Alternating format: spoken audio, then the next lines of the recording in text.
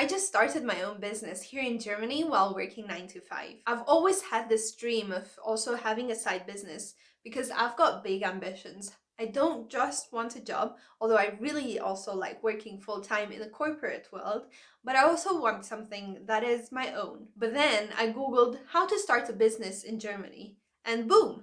Instant headache. Legal forms, taxes, Gewerbeanmeldung, Extrarentenversicherung.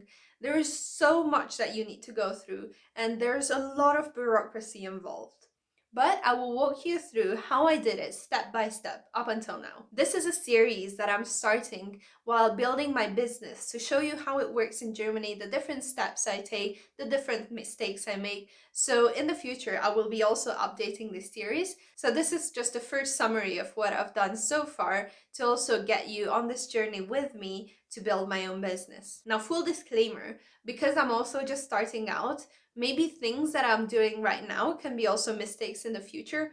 Who knows? Maybe I look back at it 3 years from now and I'll see the mistakes that I make. So don't take all of this as something that's given. If you also want to have your own business, make sure to do your own research as well in tandem with what you hear here. So join me in this journey and I'll walk you through a couple of different steps that I've taken so far to build my own business while also working 9 to 5. So first of all, I'll walk you through how I set up my business, the mistakes that I made there, and going forward, what are the things that I will do.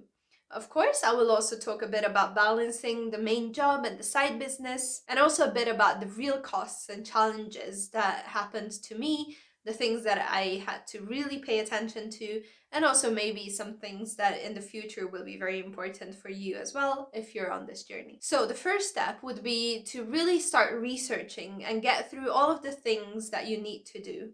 Now, this sounds so simple. In Hungary, just starting out took me maybe 2 days of researching, getting through all the forms, the things that you need to do. Here in Germany, of course, it was also because of the language barrier, but it took me 4 full weeks of intensive research just to get to know what exactly I need to do. Even the first step that seems so simple was incredibly complicated. So just to choose between the two types of businesses, one is freelancing, so Freiberufler, and the other one would be a trade, so Gewerbe. That was so difficult for me because I was more in the edge case. So just so you know, freelancing can be stuff that is a service or something that you provide coaching to people, but it is not a very clearly defined thing.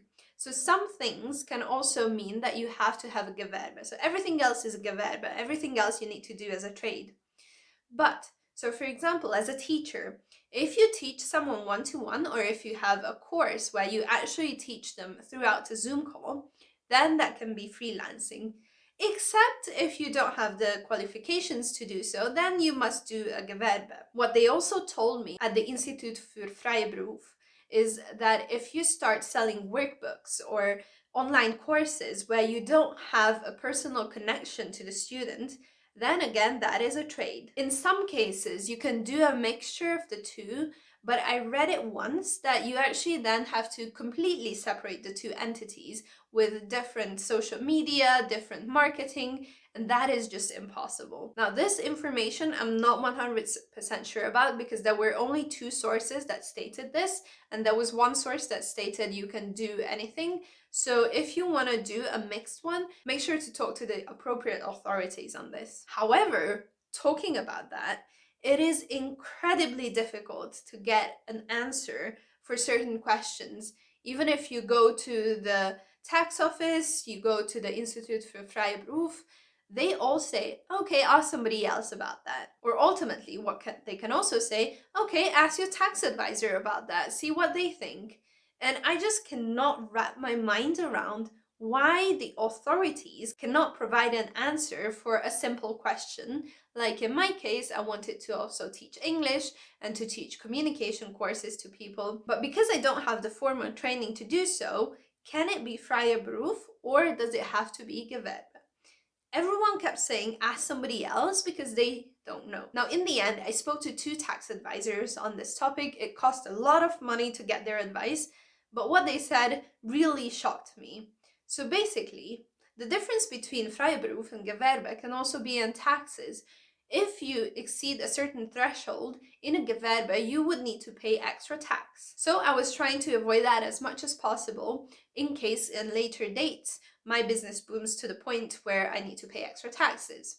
So I asked them, if I submit the application for a freie Beruf and they accept me, does that mean that's okay then?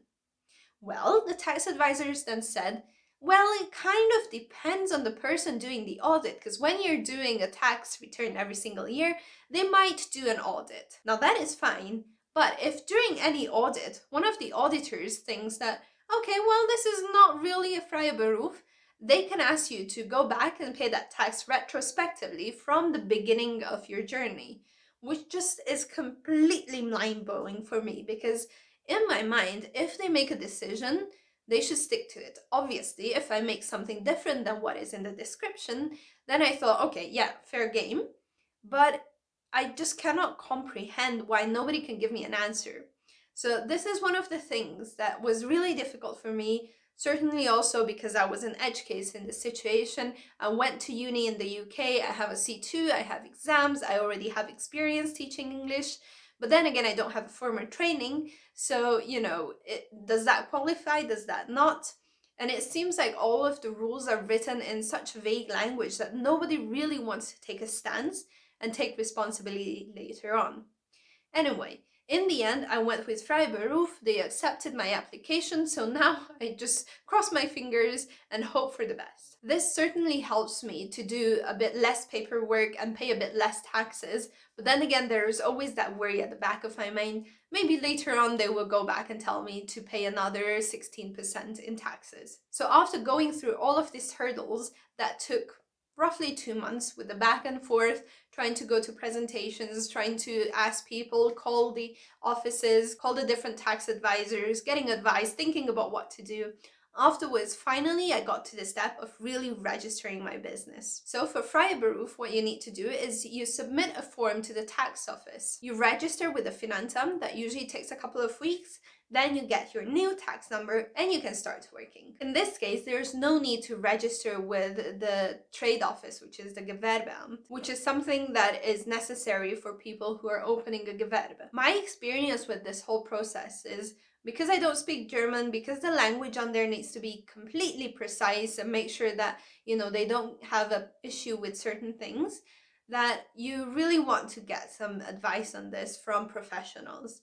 Thankfully, I have a very good tax advisor, and I ended up paying him to fill out this form for me because I wanted to make sure at that point that the things go through completely well. Because when you submit your application, it takes 4 to 8 weeks for you to actually get a tax number. But in the 4 to 8 weeks, if something is wrong, then they come back to you, then you have to resubmit it and wait another 4 to 8 weeks. So the whole thing takes incredibly long.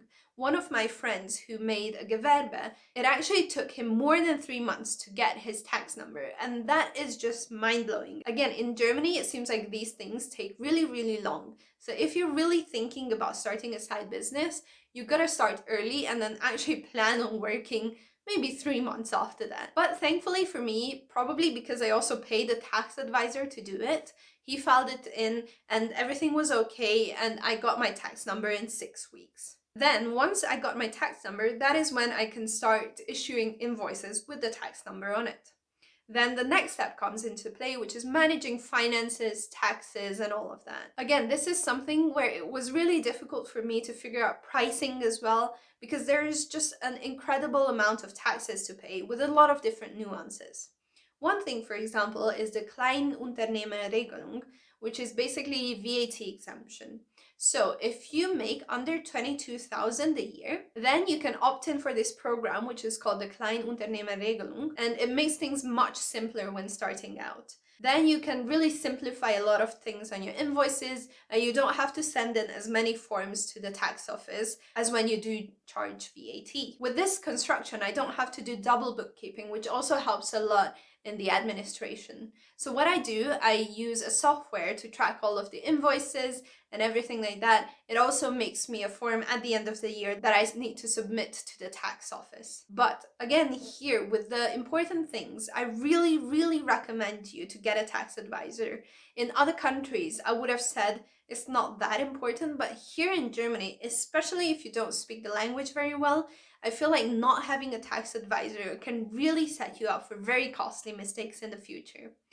Even with a tax advisor, I'm still feeling a bit unsure, to be honest. But then again, if you have professional tax advice early on, it can really help you do things much more quicker and with a bit more confidence than otherwise. Additionally, if you are a freier berufler, in some professions, they actually ask you to contribute extra to the pension system, even if you have a 9 to 5 job. For example, teaching is such a profession. I do not understand the reason behind this, but if you earn more than around 560 euros a month, then you have to pay 18.6% in taxes into the pension system. That also further ups the taxes that you need to pay. So make sure that you do enough research on the different things that you need to pay officially to make sure you can figure out your pricing in a way that makes sense and that your hourly rate won't be too low at the very end. And lastly, just talking a bit about balancing my full-time job and my side business, it's been a difficult journey, but because I already started this back in Hungary, I have a bit more experience.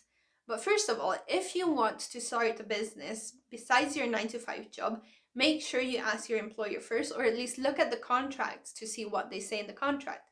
Most contracts in Germany will have a clause saying if you want to do something extra that earns money, you will have to ask for permission first. They want to make sure that it doesn't clash with your 9 to 5 job, it doesn't affect your ability to do your job, or it doesn't have any conflict of interest. So for example, if you're a project manager in your main job, you likely won't get the permission to do project management on the side as well. So make sure that you really read through your work contract and make sure that you do that. I thankfully got the approval quite easily from my company because it is a completely different area, and I was saying that I will separate the time, so I would be working roughly 9 to 5 during the weekdays, and my side business would be something that I work on the evenings or on the weekends. Another thing that you have to keep in mind, and I also have to be really careful about that, is the number of hours you work per week. So in Germany, there is a limit to how much you can work per week. So along with your full-time job, you actually don't exceed that limit. But the things overall that really help me balance my business and my full-time job, first of all, is the fact that I work from home. I'm so thankful that I only go into the office roughly once a month, because that helps me a lot in being able to use the time that I would otherwise use for commuting, getting ready, all of that, into my side business as well. It also helps keep my energy levels higher because I don't need to actually go into the office physically. So again, it helps me to be able to use that energy in the evenings as well to do other things. But overall, building good systems while I was in Hungary, also having a full-time job and doing a side hustle, really helped me. I will be expanding on this in a future episode, but I just wanted to make this first video to let you know how I set everything up and how the first period is going. So having said all this, I have not regretted starting my own business, but it definitely has been a lot more difficult than what I did back in Hungary with the exact same business. So this is one of the biggest mistakes that I made, is underestimating how complex the German system is and how difficult it is to get a definitive answer from authorities. I really hope that Germany will start taking steps towards simplifying this whole process of starting a new startup or a side hustle, and also lowering the taxes slightly, because in my mind, they are always complaining about not having enough innovation, not having enough companies, and this is the reason why I feel like even with a completely simple thing like just teaching English on the side, there's so much taxes involved. So I spent so much money just setting everything up, just getting to the point where I'm able to invoice the person. It was roughly around 1K that I spent on tax advice, on the different setup things like getting a business address, getting some basic equipment. And this is something where I feel like there is a lot of difference between different countries. In Hungary, it definitely was not this expensive to get started with such a small thing that really does not have that much of an impact. It's not like, a food establishment that has to go through a lot of regulations, because obviously that is very important. But I feel like there's just too much red tape around these simple businesses, simple side hustles. Another big challenge for me was just navigating all of this without speaking proper German. Of course, now I'm learning German, but a lot of this is very complicated language, very precise legal language that you need to get through. So if you have a tax advisor, I really would recommend you to speak to them to make sure that you're doing things right so that it is easier in the future as well. I think one of the biggest mistakes that I did in the very beginning was actually not getting a tax advisor sooner, because I would have spared a lot of time to try to figure out what fields to fill in, which style of business I should choose. And I think just getting a tax advisor and just gritting my teeth and paying that money would have helped me a lot time-wise. But having said all of that, I am very excited to get started on this journey in Germany as well, building up my business once again, but having a slightly different twist to it. So if you're interested, I'll leave the website down in the description below. But I hope this series will be interesting to you as well, in case you're also thinking about starting a business in Germany. And rest assured, even with all of these challenges that I just told you, I am still very, very happy that I did. I'm very enthusiastic, very excited to get back to this again, because I absolutely love teaching. And there are a lot of different advantages that I haven't really spoken about when having a side business in Germany. So if you want to join me on this journey, subscribe, hit the notification bell to make sure you get notified about new episodes in the series as well as other videos on career productivity and language learning. And I will make sure to post regular updates on how things are going, so stay tuned for that. Happy learning! Bye bye!